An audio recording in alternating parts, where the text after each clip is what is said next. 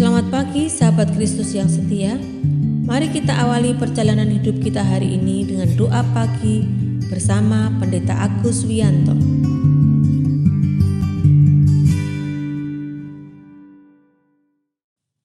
Selamat pagi sahabat Kristus yang setia.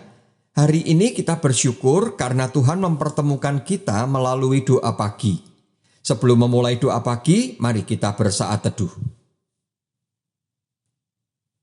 Mari kita berdoa. Pagi ini kami datang kepada Tuhan dengan syukur yang tak terhingga. Terima kasih atas kasih setia dan perlindungan Tuhan sepanjang malam. Pagi ini Tuhan memberi kesempatan kepada kami untuk menjalani hidup yang baru. Kami akan mengawali perjalanan hidup kami bersama Tuhan di dalam doa pagi. Mohon Tuhan berkati ketika kami mempergumulkan firman Tuhan. Kiranya Roh Kudus mengajar dan memberi pengertian kepada kami, agar firman-Mu menjadi penuntun perjalanan hidup kami. Tolonglah hamba-Mu yang Tuhan percaya untuk menguraikan firman Tuhan, agar hamba-Mu dapat menguraikan firman Tuhan dengan baik, benar, dan mudah kami pahami. Dalam nama Tuhan Yesus kami berdoa. Amin.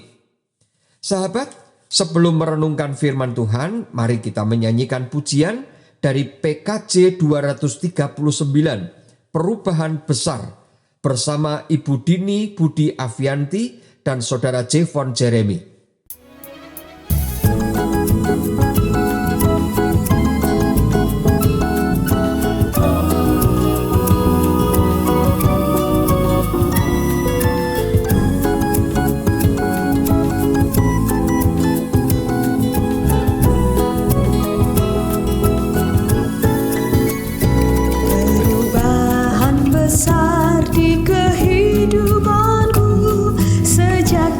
Yesus di hatiku, di jiwaku bersinar terang yang cemerlang sejak Yesus di hatiku, sejak Yesus di hatiku, sejak Yesus di hatiku, jiwaku bergemar bagai ombak besar, sejak Yesus di hatiku.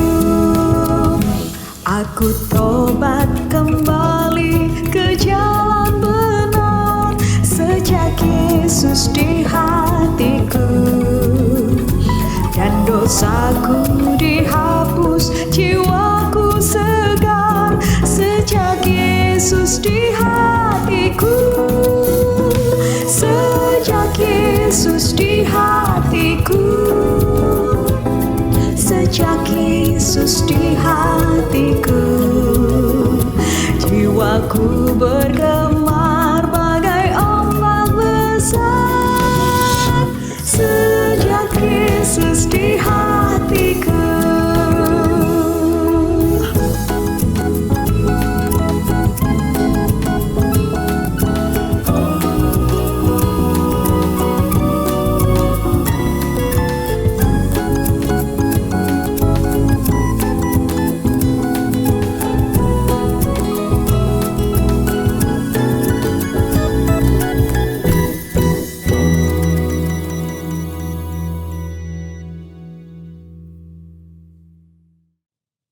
Sahabat, mari kita membaca firman Tuhan dari Kisah Para Rasul 2 ayat 41-47. Firman Tuhan mengatakan demikian. Orang-orang yang menerima perkataannya itu memberi diri dibaptis. Dan pada hari itu jumlah mereka bertambah kira-kira 3.000 jiwa. Mereka bertekun dalam pengajaran rasul-rasul dan dalam persekutuan. Dan mereka selalu berkumpul untuk memecahkan roti dan berdoa. Maka ketakutanlah mereka semua, sedang rasul-rasul itu mengadakan banyak mujizat dan tanda. Dan semua orang yang telah menjadi percaya tetap bersatu, dan segala kepunyaan mereka adalah kepunyaan bersama. Dan selalu ada dari mereka yang menjual harta miliknya, lalu membagi-bagikannya kepada semua orang sesuai dengan keperluan masing-masing. Dengan bertekun dan dengan sehati, mereka berkumpul tiap-tiap hari dalam bait Allah. Mereka memecahkan roti di rumah masing-masing secara bergilir dan makan bersama-sama dengan gembira dan dengan tulus hati sambil memuji Allah. Dan mereka disukai semua orang, dan tiap-tiap hari Tuhan menambah jumlah mereka dengan orang yang diselamatkan. Demikian firman Tuhan. Berbahagialah setiap orang yang membaca firman Tuhan, mempergumulkan dan melakukan dalam kehidupannya setiap hari. Haleluya. Sahabat Kristus yang setia, khotbah Petrus yang sangat menyentuh hati itu telah membuat orang-orang yang berkumpul pada hari Pentakosta bertobat, menyerahkan diri kepada Tuhan Yesus dan dibaptiskan. Pada hari itu, jumlah pengikut Tuhan Yesus bertambah kira-kira 3.000 jiwa. Karya Roh Kudus memang luar biasa. Roh Kudus berkuasa mengubahkan hati orang untuk bertobat. Dan di dalam pertobatan itu, cara hidup jemaat juga mengalami perubahan besar. Kalau kita memperhatikan lagi perikop yang kita baca, kita akan menemukan perubahan-perubahan cara hidup yang luar biasa dari jemaat mula-mula. Perubahan itu antara lain adalah, yang pertama, mereka memiliki hati yang selalu rindu untuk bersekutu dan belajar firman Tuhan. Ini adalah semangat yang luar biasa dan bisa menjadi cermin bagi kita semua pada masa kini. Kadang kita kehilangan semangat untuk belajar firman Tuhan dan bersekutu karena berbagai alasan. Sibuk dalam pekerjaan, faktor cuaca, atau hambatan yang lain bisa membuat kita kehilangan semangat. Sama seperti Roh Kudus yang memberi kerinduan dan semangat kepada jemaat mula-mula, maka Roh Kudus juga akan memberikan kepada kita hati yang rindu dan semangat untuk bersekutu dan belajar firman Tuhan. Sehingga Roh Kudus menolong dan mendorong kita untuk mengalahkan hambatan yang kita hadapi. Yang kedua, mereka memecahkan roti dan berdoa. Sahabat, memecahkan roti adalah simbol persekutuan yang erat. Mereka memiliki ikatan persahabatan, bahkan persaudaraan yang kuat.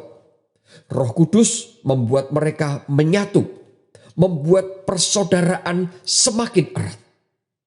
Sahabat, ini mengingatkan jemaat pada masa kini.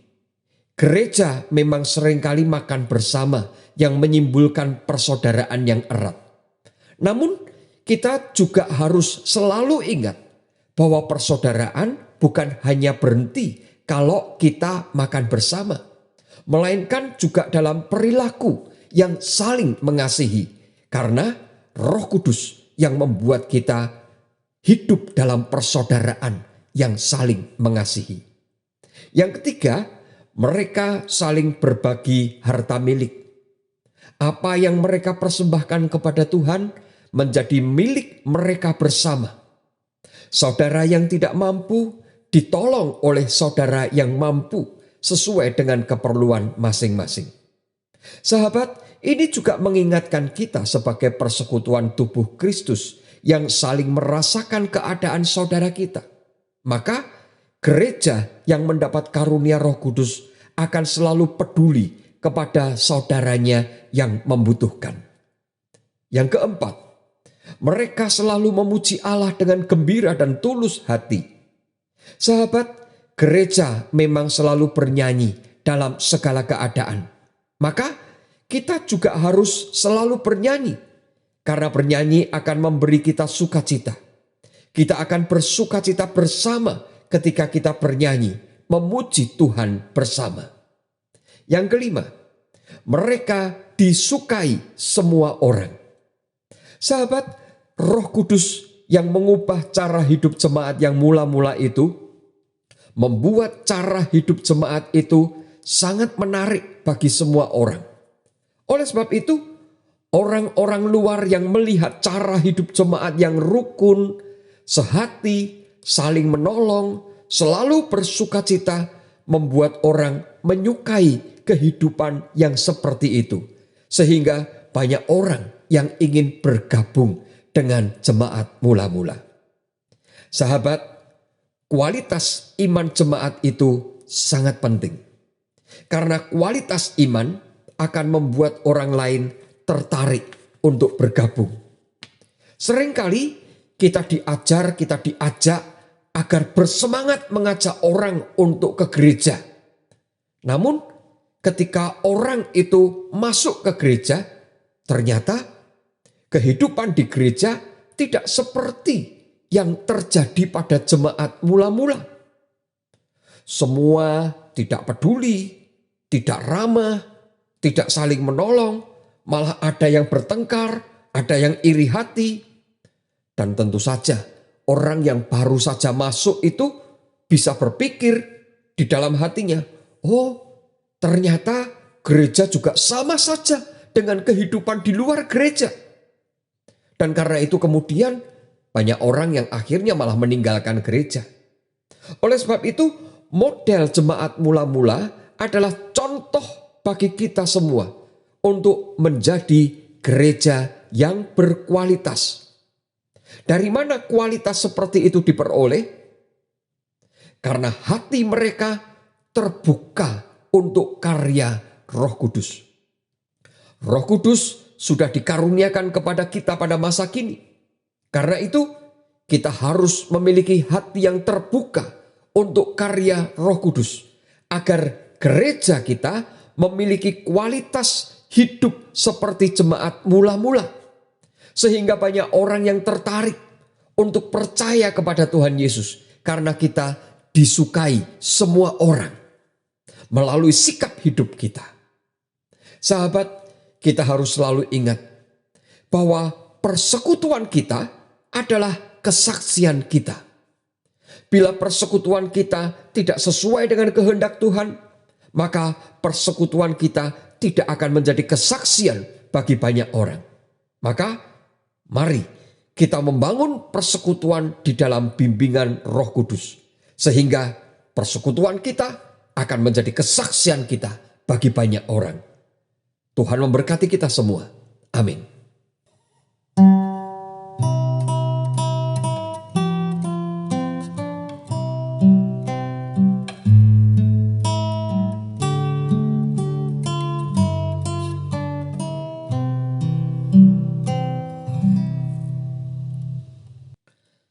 Sahabat, mari kita bersatu hati dalam doa. Bapa pengasih, terima kasih atas firman Tuhan yang mengingatkan kami pada pagi ini. Kiranya Roh Kudus selalu menguasai hati kami, agar kami selalu mengikuti apa yang diajarkan Roh Kudus kepada kami. Sehingga kami semakin memiliki kualitas iman yang makin bertumbuh, dan persekutuan kami menjadi kesaksian kami. Kami selalu menjadi persekutuan yang disukai semua orang. Saat ini kami ingin memohon pertolongan Tuhan untuk bangsa dan negara kami, terutama menjelang pemilu 2024. Kiranya perbedaan-perbedaan yang terjadi tidak memecah persatuan dan kesatuan bangsa Indonesia. Kiranya Indonesia tetap rukun, tentram, dan damai sejahtera di tengah perbedaan yang terjadi. Ya Tuhan, kami juga hendak menyerahkan sahabat-sahabat kami yang sakit dan yang lanjut usia. Berkatilah kehidupan mereka semua ya Tuhan. Mohon Tuhan sembuhkan yang sakit dan kuatkan yang lanjut usia. Kami serahkan sahabat-sahabat kami ini ke dalam pemeliharaan Tuhan. Bapa, kami mohon pertolongan Tuhan untuk semua aktivitas pelayanan dan pembinaan iman di GKI Tumapel. Mohon Tuhan berkati majelis jemaat dan badan-badan pelayanan agar dapat melayani dan membina kehidupan iman umat-Mu dari anak-anak hingga yang berusia lanjut. Akhirnya kami serahkan seluruh perjalanan hidup kami hari ini ke dalam tangan penyertaan Tuhan. Mohon Tuhan berkati kesehatan kami semua, berkati keluarga kami agar selalu berbahagia, berkati pekerjaan kami agar kami selalu mendapat berkat rezeki dari Tuhan. Berkati studi kami dan berkatilah pelayanan kami. Terima kasih Tuhan, kiranya Tuhan mendengar seru doa kami yang kami mohon di dalam nama Tuhan Yesus. Amin. Kasih Tuhan mengiringimu, dan sayapnya melindungimu.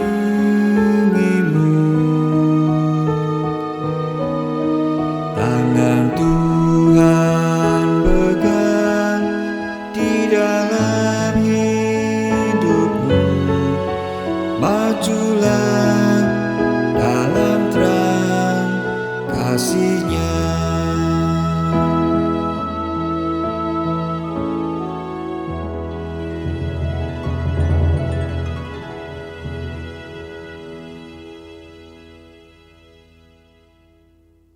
Sahabat, doa pagi telah selesai.